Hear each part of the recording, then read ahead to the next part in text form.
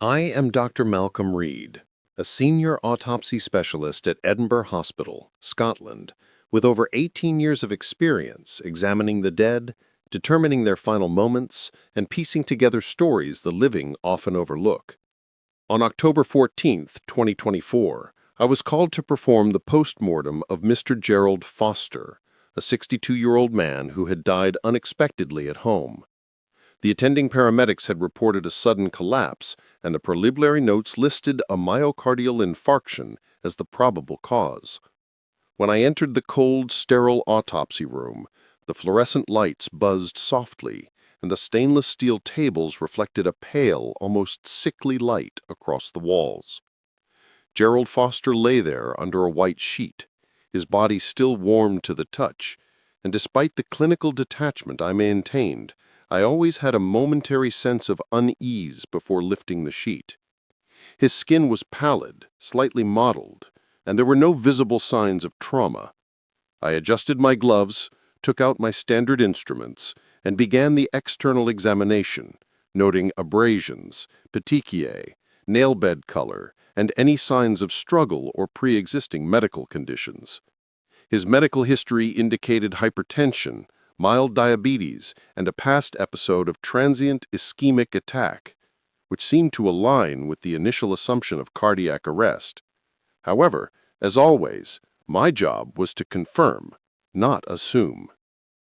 I proceeded to internal examination, opening the thoracic cavity with practiced precision, noting the heart size, the color of the myocardium, the state of the coronary arteries, the valves, and any signs of infarction. The heart appeared remarkably normal.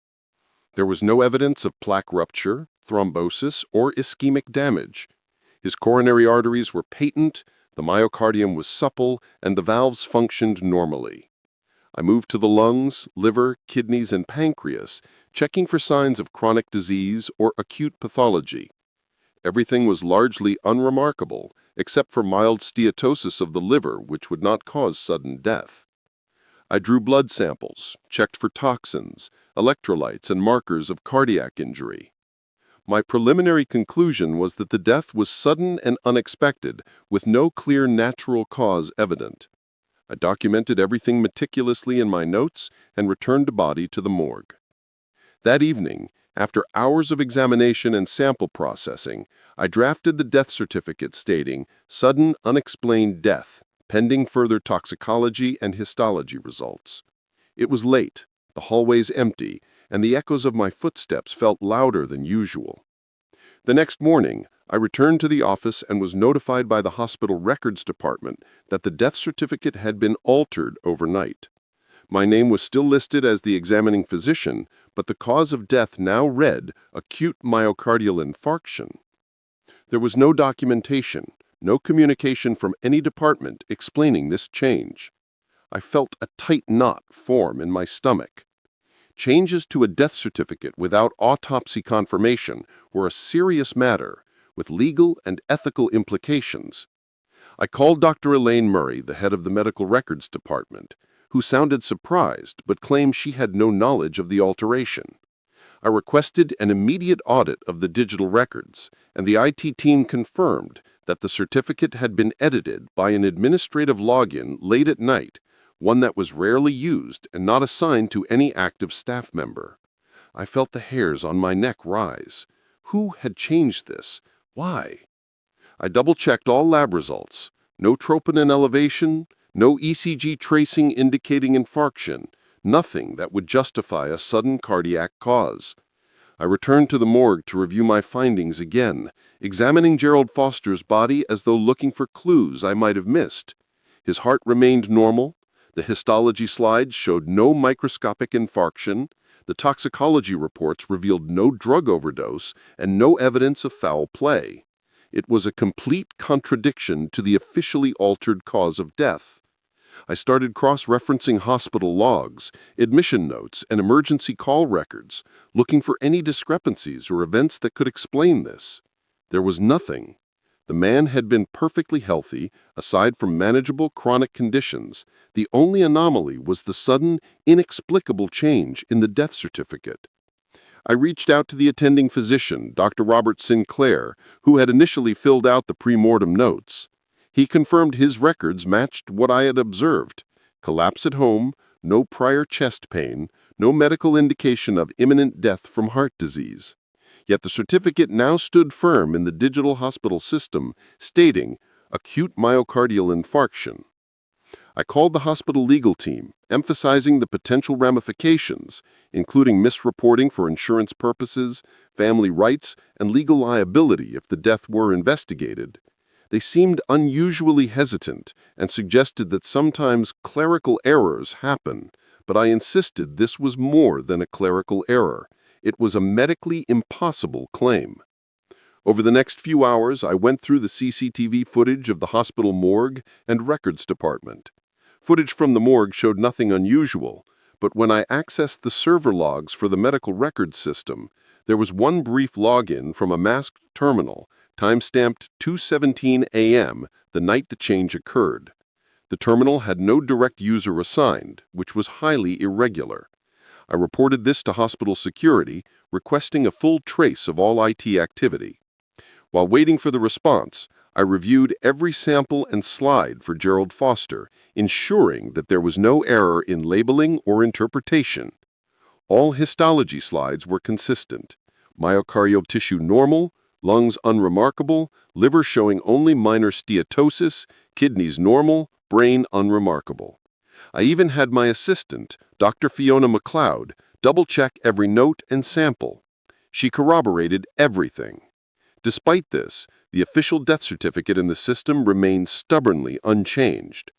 I felt the creeping unease of being caught between what was medically true and what was officially recorded.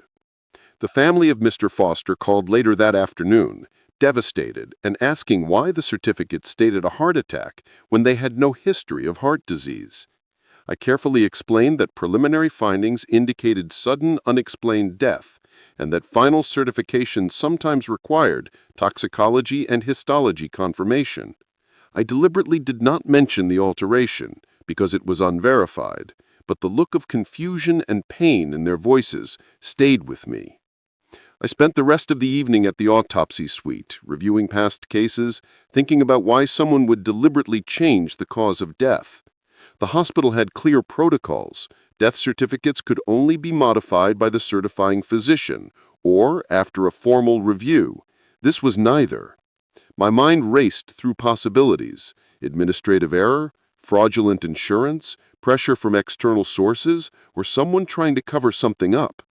I knew that as a forensic pathologist, my credibility, my career, and the family's trust were all on the line. I drafted a detailed report outlining the discrepancies, including screenshots of the altered death certificate, timestamps from server logs, and my clinical findings. I sent copies to hospital administration, legal counsel, and the IT security department, demanding an urgent investigation. That night I could not sleep, haunted by the sterile faces of the dead, the cold steel of the morgue, and the invisible presence of whoever had altered the official record. The next morning I was called to a meeting with the hospital director, Dr. Thomas Ainsley, who expressed concern but seemed evasive when I pressed for details. The internal audit was underway, but preliminary findings suggested no unauthorized access, which directly contradicted the server logs. I left the meeting more unsettled than before. For the following week, I meticulously prepared my autopsy report, including all histology slides, toxicology reports, and photographic evidence. I documented every step, every measurement, every observation in precise detail. I wanted to ensure that the truth of Gerald Foster's death could never be misrepresented, no matter how the certificate read. The case began drawing attention internally, and whispers circulated among colleagues. Some seemed worried, others indifferent, but I could sense an undercurrent of fear, as if raising questions about the alteration was itself risky. My role was to stand by the facts, and the facts were clear. Gerald Foster's death did not align with the official certificate. I scheduled a follow-up with the family, offering to explain the forensic findings, answer questions, and reassure them that I would continue to pursue the truth. It was a delicate balance between compassion and professional duty. While driving home that evening, the autumn fog of Edinburgh curling around the streets, I reflected on the nature of my work, dealing with bodies, interpreting their silent stories, and sometimes confronting truths that no one else wants to see. The altered death certificate was not just an administrative anomaly, it was a challenge to the very integrity of the profession I had dedicated my life to. I resolved to uncover the source of the change, protect the integrity of my findings, and ensure that Gerald Foster's story, however tragic, was told accurately. I had no idea at that moment that the path ahead would be fraught with resistance, subtle threats, and disturbing revelations that would challenge my understanding of medicine, mortality, and human intent. The following morning, October 21st, 2024, I returned to Edinburgh Hospital determined to dig deeper into the Gerald Foster case. The tension in the hallways was palpable. Subtle glances and whispers among the staff, a sense that something in the air had changed. I made my way to the IT department, bypassing the administrative chatter, and requested a detailed breakdown of every login, edit, and modification made to the hospital's medical record system over the past 30 days. The lead IT specialist, a wiry man named Callum Fraser, pulled up a complex sequence of server logs and timestamps that immediately drew my attention. The administrative login used to alter Foster's death certificate had a peculiar digital signature, one that suggested it had been manipulated through a remote access program, possibly masked to appear as a standard internal edit. No active staff member had been assigned this signature, and yet someone had clearly used it.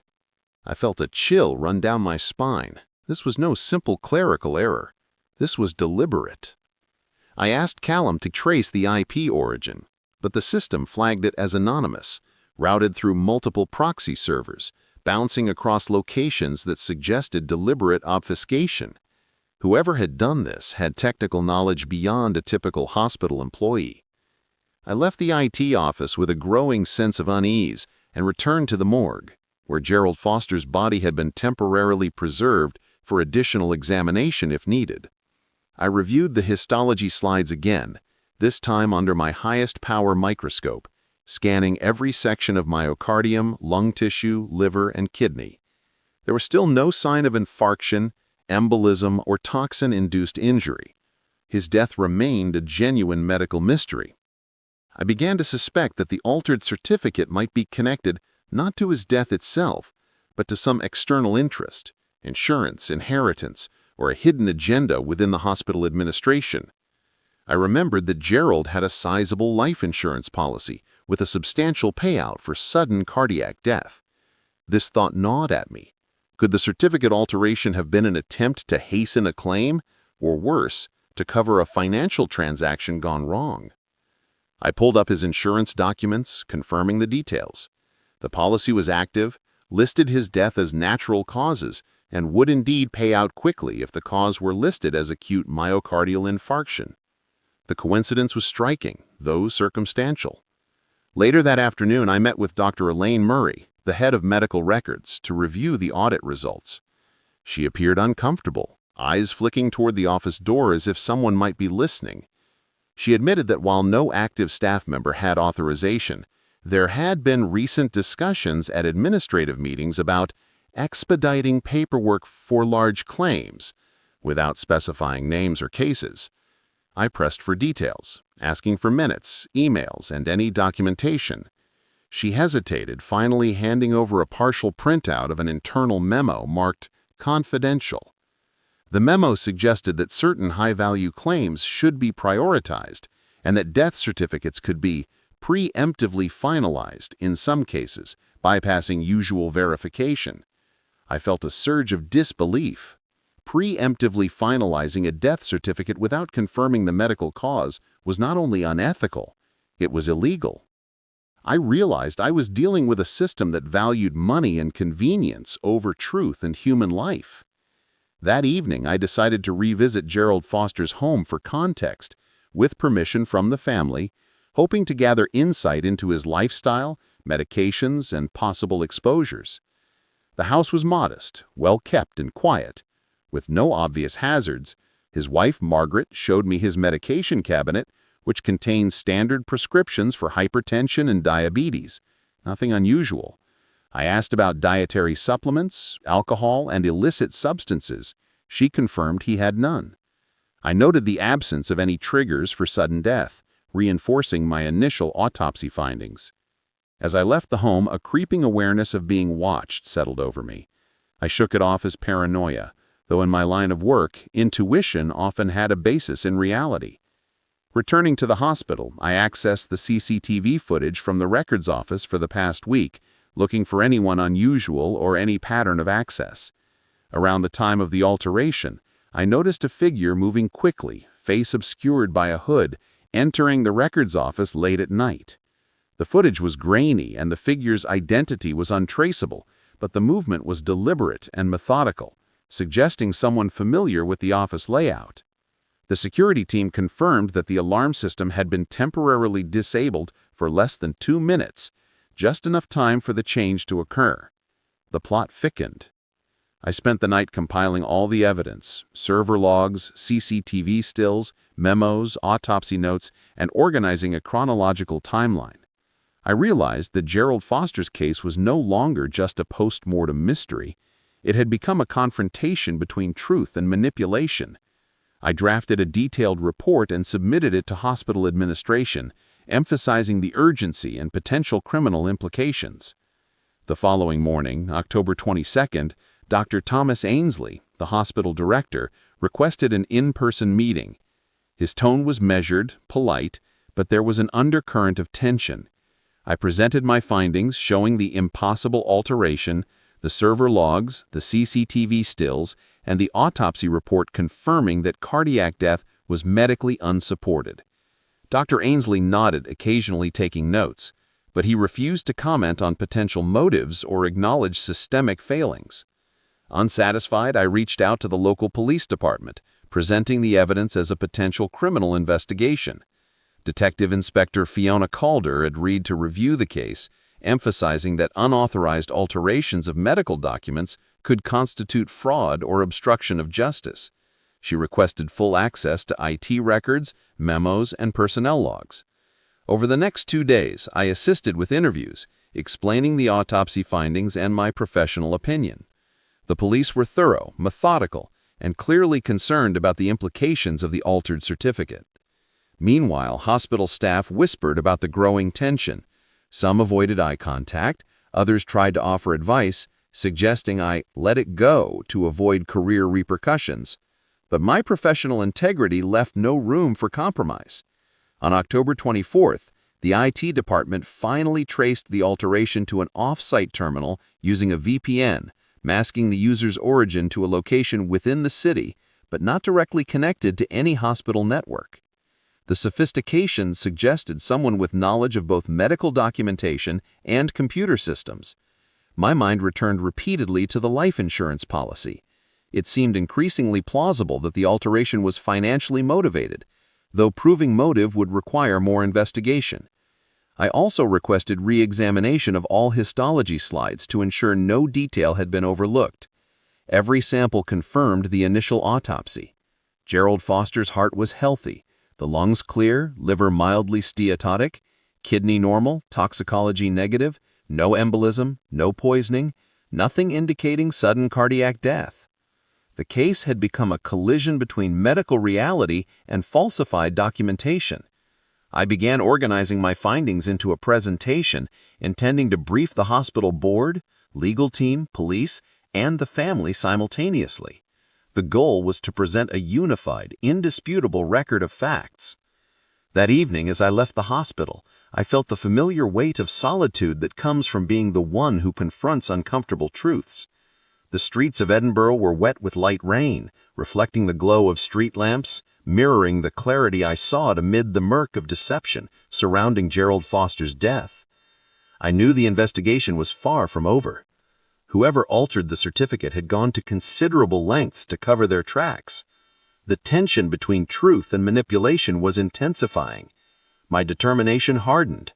Gerald Foster's death and the integrity of forensic medicine would not be obscured by clandestine actions.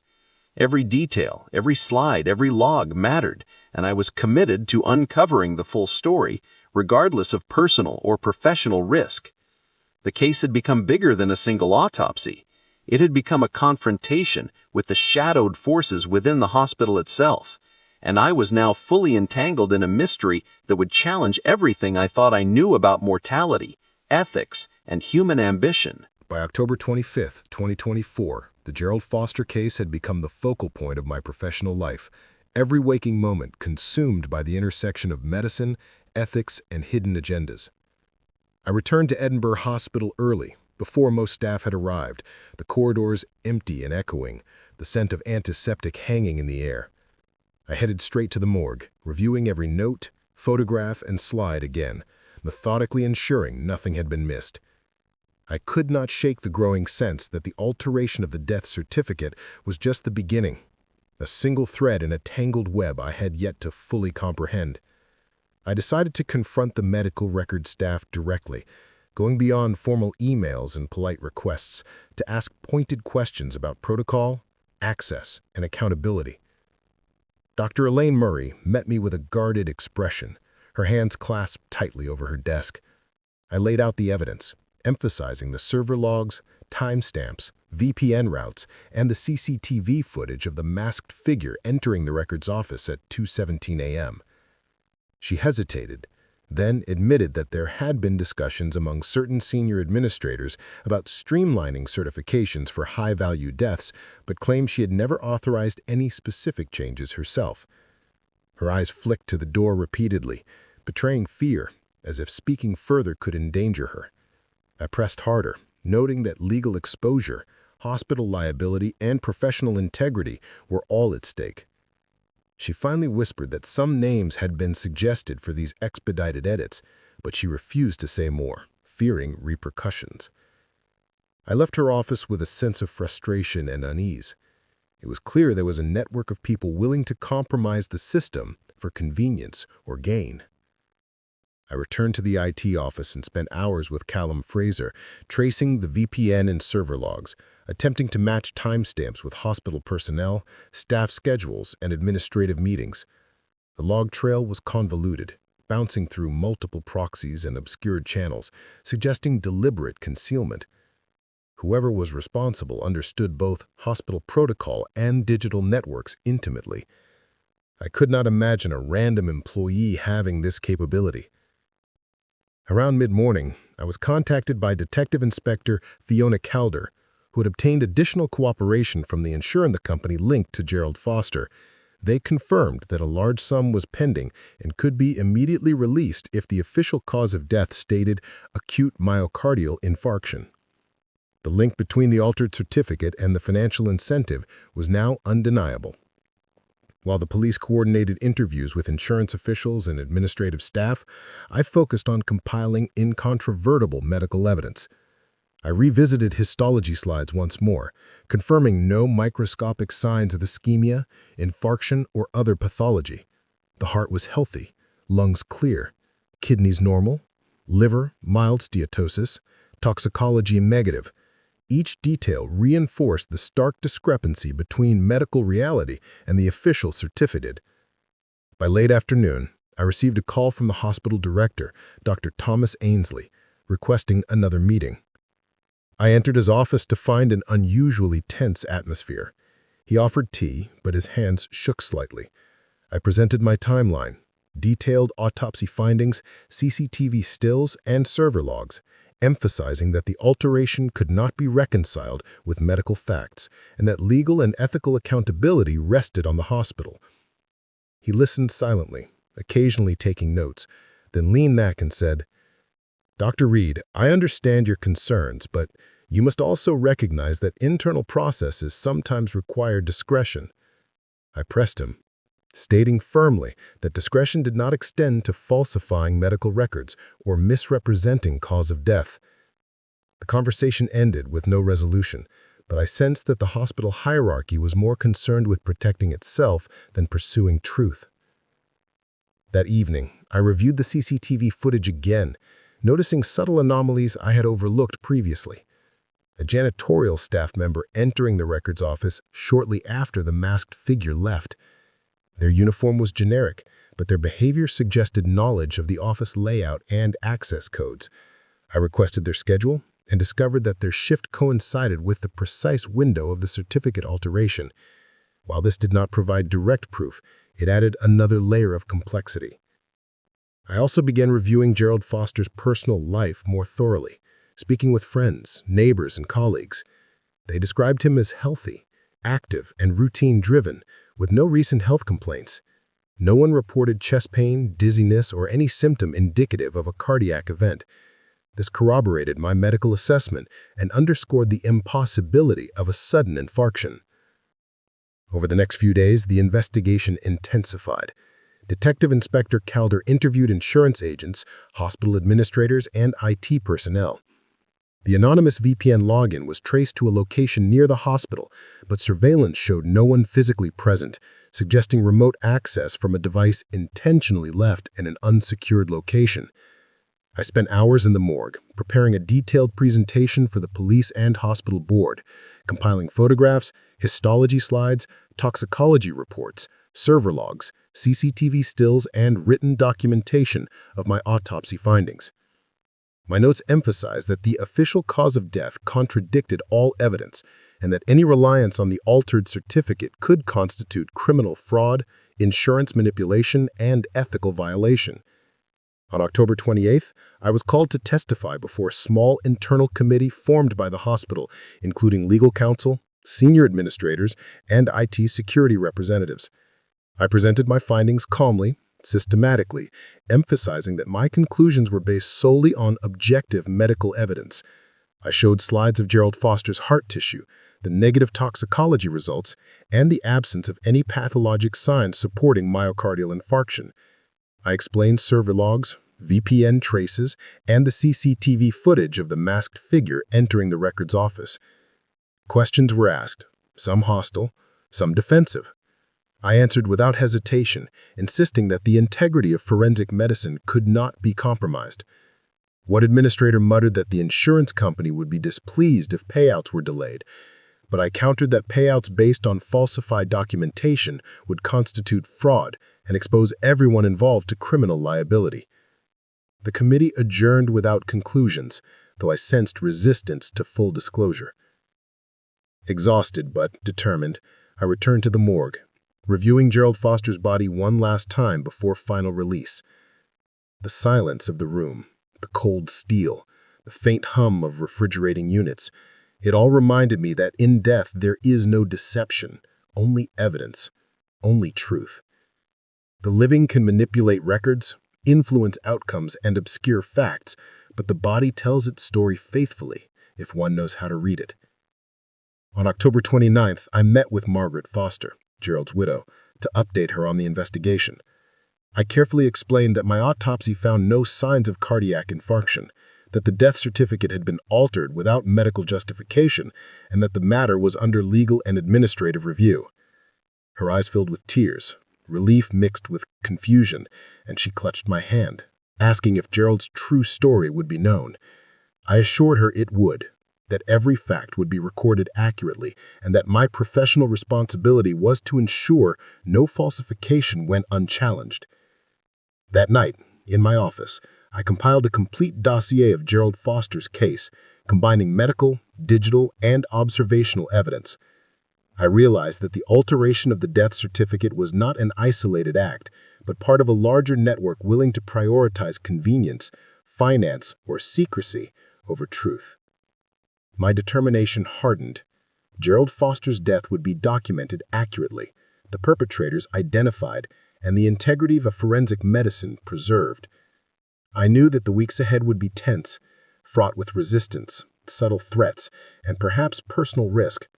But I also knew that this was the responsibility I had chosen, a duty to the dead, the living, and the profession I had dedicated my life to. Every detail mattered. Every slide, every log, every observation, and I would follow them wherever they led, no matter how dark the path became. By October 30th, 2024, the Gerald Foster case had consumed nearly every waking moment of my day. the tension and unresolved questions pressing like a weight on my chest. I arrived at Edinburgh Hospital before sunrise, the hallways empty, except for the distant hum of cleaning crews, my footsteps echoing against the sterile walls. I headed directly to the IT department to review the latest findings from Detective Inspector Fiona Calder's team. Callum Fraser had managed to recover additional server logs, revealing that the VPN connection used to alter the death certificate had originated from a portable device not registered to any hospital employee, a tablet or laptop that had been physically removed from the premises at some point during the night. The logs also suggested intermittent access across several hours, indicating repeated attempts to cover tracks, erase footprints, and manipulate timestamps. Whoever had done this knew exactly what they were doing.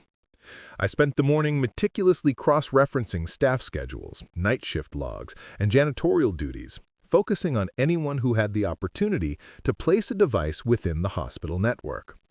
My attention kept returning to the masked figure caught on CCTV, whose deliberate movements suggested both familiarity with the building and urgency. This was not a casual intrusion. It was targeted, precise, and intentional. I met with Detective Calder later in the morning, walking through the case in detail.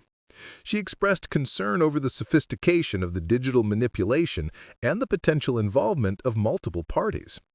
Her theory mirrored mine. This was not a random act, but a coordinated effort, likely motivated by financial or personal gain. While discussing the case, she mentioned that the insurance company had begun an internal inquiry into the sudden payout request following the altered certificate, which meant pressure from external entities might have influenced someone within the hospital. I realized the stakes were higher than I initially thought. This was not merely about one death certificate, but a possible systemic abuse of authority. After the meeting, I returned to the morgue, needing the grounding presence of the work I understood best. Gerald Foster's body had been released to the family, but my notes, slides, and photographs remained. I re-examined each slide under the microscope, scrutinizing every fiber, every tissue sample, searching for anything I might have overlooked. The findings remained consistent. The heart was healthy, myocardium normal, coronary arteries clear, lungs unremarkable, kidneys pristine, liver mildly steatotic, toxicology negative. No evidence suggested acute myocardial infarction or any cause of sudden death. It was as if the certificate that had been altered overnight existed in a parallel reality, detached from the truth that the body revealed. Late that afternoon, I decided to confront the hospital administration more directly. I scheduled a meeting with Dr. Thomas Ainsley and 2 senior board members, armed with my dossier of evidence, autopsy slides, photographs, server logs, CCTV stills, and correspondence. I presented the timeline of events, emphasizing the discrepancy between medical reality and the certificate, the potential criminal liability, and the risk to the hospital's reputation. The reaction was subtle, but telling. Ainsley's composed exterior faltered for a brief moment, a shadow of concern flickering across his face. One board member suggested that perhaps I was overinterpreting minor discrepancies, but I countered by showing the exact VPN traces, the masked figure on CCTV, and the unaltered autopsy findings. There was no ambiguity. The tension in the room was palpable. The board members exchanged guarded glances, unwilling to confront the possibility that someone within their institution had intentionally falsified records. That evening, I returned to my office to review internal hospital memos, searching for any hint of instruction or communication that might have precipitated the certificate alteration. I discovered an internal email chain, partially redacted, between administrative staff discussing high-priority cases and the need to ensure seamless processing of sudden deaths for policy purposes. The language was vague, but implied that financial expediency was prioritized over medical verification. I realized that the problem was not just an isolated act, but part of a broader disturbing culture that valued convenience and profit over truth. I also began receiving subtle signals that someone was aware of my investigation. My computer displayed repeated login attempts, my access logs were queried, and I found small anomalies in my workspace. Files slightly moved, sticky notes missing, documents not where I left them. I did not yet feel threatened physically, but the implication was clear.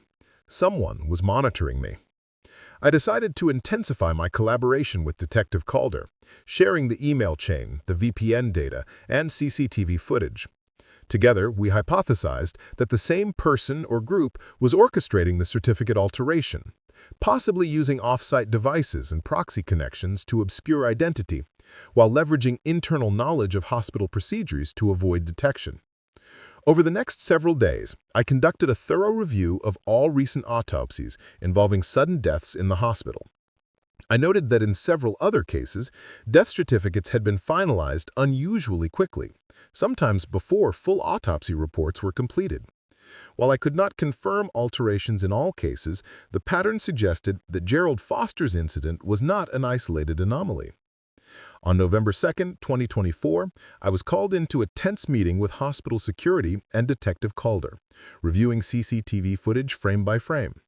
The masked figure was clearly seen entering the records office, the movement precise, the posture familiar.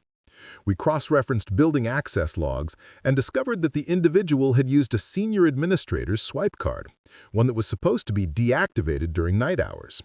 This indicated internal collusion or identity compromise. I began to understand the scope of the situation.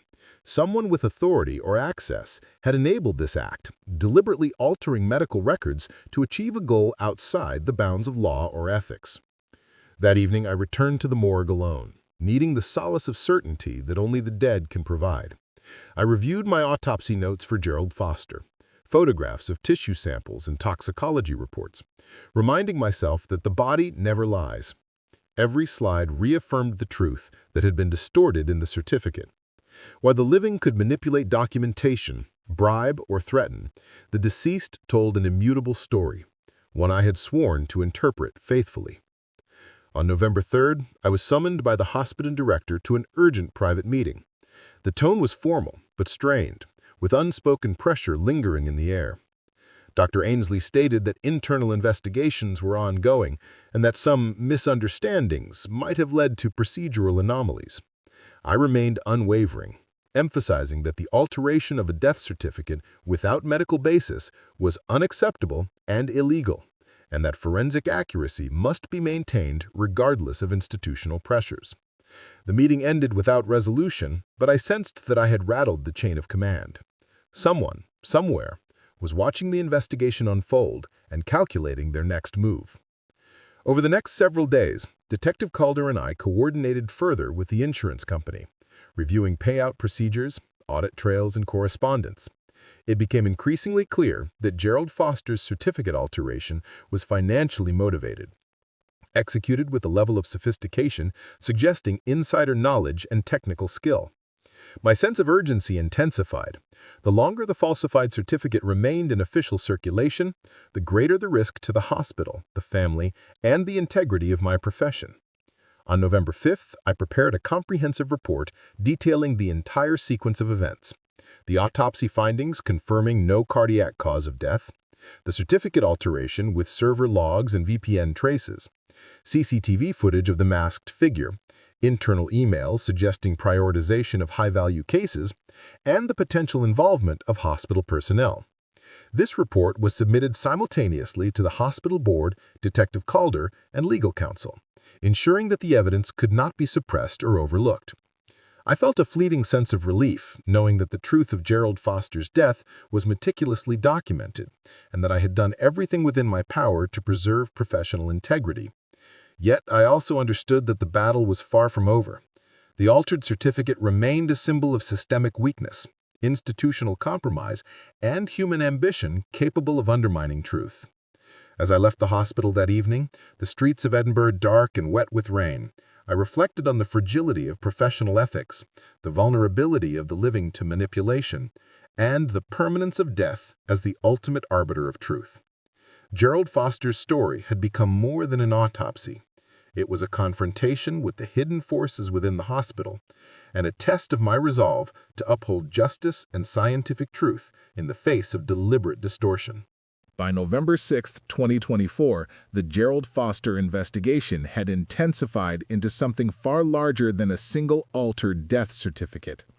I arrived at Edinburgh Hospital early, the fog thick over the city, streets glistening from overnight rain, and walked through the empty corridors, the antiseptic tang sharp in the cold morning air. My first task was to revisit the morgue one more time, reviewing every autopsy note, photograph, and histology slide. Each detail confirmed the truth. Gerald Foster's heart was healthy, the coronary arteries clear, the myocardium normal, lungs unremarkable, kidneys pristine, liver showing only mild steatosis, toxicology entirely negative, and no microscopic evidence of infarction. The body's story remained consistent and irrefutable, even as the official death certificate insisted otherwise. I met Detective Inspector Fiona Calder in the security office, along with Callum Fraser from IT. The latest findings were disturbing.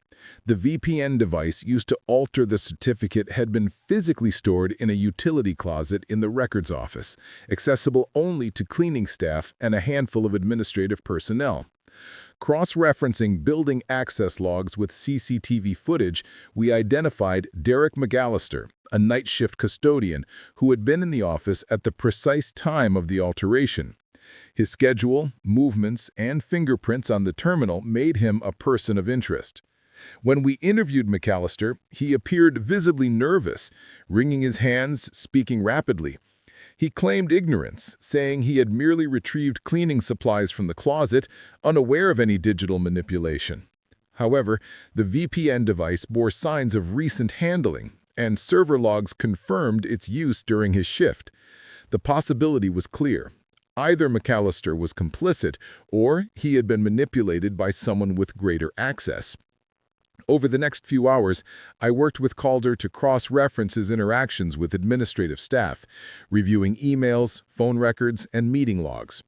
One email chain stood out, an internal discussion between two mid-level administrators about ensuring swift processing of high-value cases and maintaining discretion to prevent complications. No names were explicitly stated, but the timing coincided with McAllister's shift and the certificate alteration.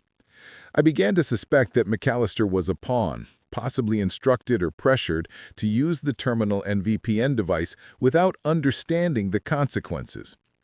That afternoon, I returned to the hospital morgue to review Gerald Foster's autopsy photos and slides once again, documenting my observations with added annotations for clarity.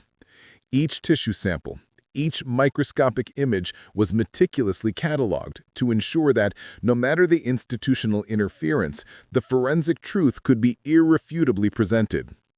Later, Calder and I requested a meeting with hospital legal counsel and senior administrators. I presented the evidence, autopsy results, server logs, CCTV stills, and email chains, emphasizing the impossibility of myocardial infarction as a cause of death in Gerald Foster's case.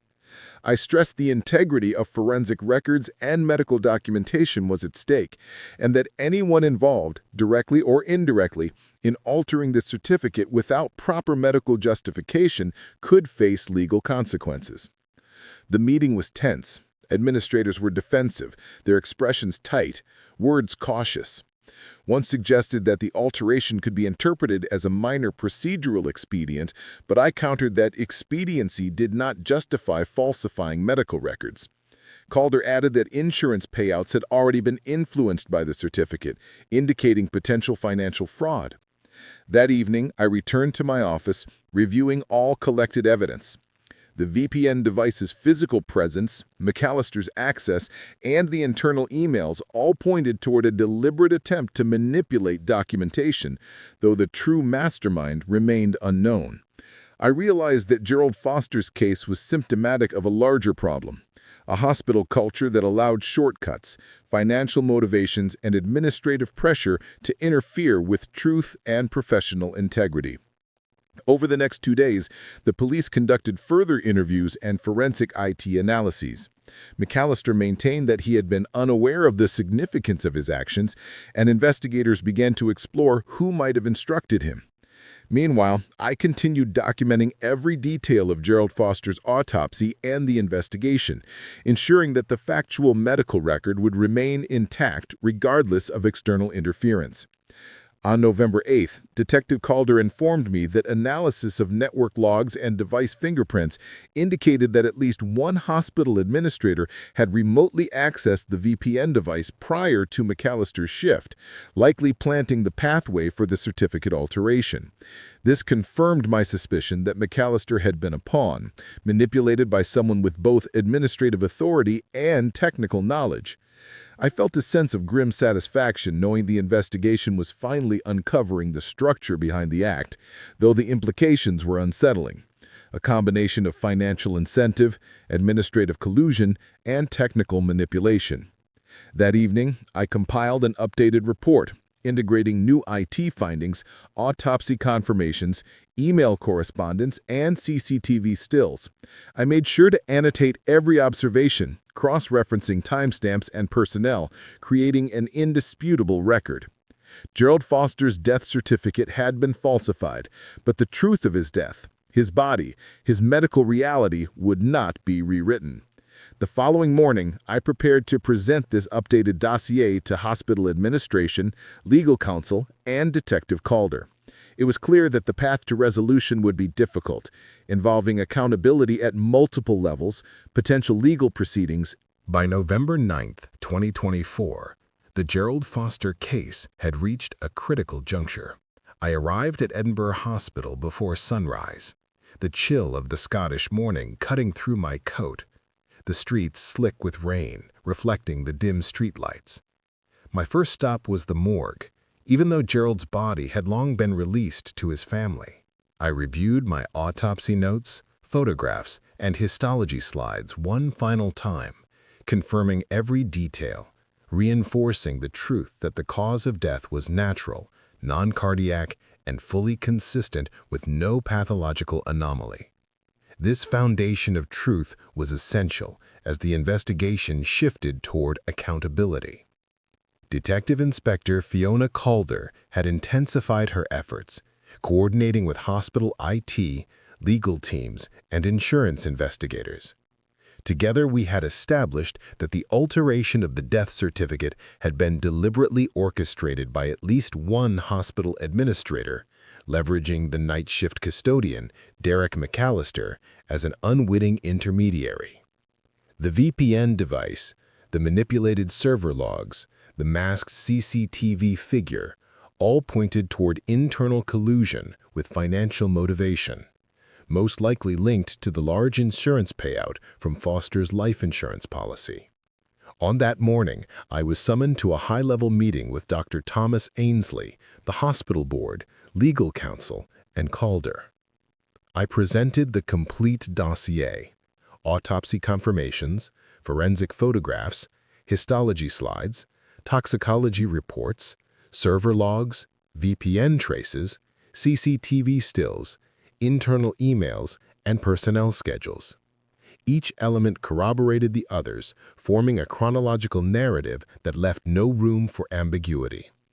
I emphasized the impossibility of myocardial infarction as the cause of death, the deliberate falsification of documentation, the manipulation of an innocent custodian, and the resulting risk to the hospital, the family, and professional integrity. Tension filled the room. Ainsley and the board members shifted uncomfortably, unable to dispute the evidence. Calder interjected, explaining the legal implications: obstruction of justice, fraud, and falsification of medical records. One senior administrator attempted to downplay the severity, claiming procedural error, but the evidence was overwhelming. After hours of discussion, the hospital formally acknowledged the certificate alteration and announced immediate internal disciplinary actions, including suspension and further investigation of the implicated administrators. Legal proceedings were initiated to address potential criminal liability, and the insurance company began reviewing the payout process to ensure it aligned with factual medical evidence. Following the meeting, I met with Margaret Foster to explain the findings and the steps being taken. I detailed how Gerald's true cause of death had been obscured, how an administrator had manipulated the system for personal gain, and how her husband's medical reality had remained intact despite the falsification. Her tears reflected relief and sorrow, her gratitude palpable as she finally understood that Gerald's story had been preserved by the integrity of forensic science. Over the next week, I assisted Detective Calder with follow-up interviews and IT forensic analysis, ensuring that all implicated individuals were identified and held accountable. The hospital implemented stricter security measures, digital safeguards, and revised protocols to prevent any future falsification. I documented every stage, creating an exhaustive record that would serve as both a legal resource and a professional case study in forensic accountability. By November 16, 2024, the investigation was officially closed. Gerald Foster's autopsy report remained the authoritative record of his death, unaltered and medically accurate. The altered death certificate was voided, replaced with the correct cause of death, and formal notices were sent to all relevant parties, including insurance and regulatory authorities. Reflecting on the ordeal, I realized that the case had been more than a post-mortem investigation. It had been a confrontation with human ambition, institutional compromise, and the delicate balance between truth and manipulation. As a forensic pathologist, I had a responsibility not only to the deceased but also to the living, ensuring that death's story was told accurately and that any attempt to distort it was exposed. The experience reinforced the importance of vigilance, integrity, and perseverance in a world where convenience and financial incentive can sometimes overshadow ethics. Every slide, every log, every observation mattered. Gerald Foster's case would stand as a testament to the unyielding nature of truth when pursued rigorously, professionally, and without compromise. In the end, the body had told the story, and we, the living, had ensured that story remained unaltered, respected, and acknowledged. If you found this story gripping and want to explore more ultra-realistic forensic cases, subscribe now and turn on notifications. Share your thoughts in the comments. Have you ever wondered what secrets a death certificate might hide? Let's uncover them together. Don't miss our next real-life forensic investigation.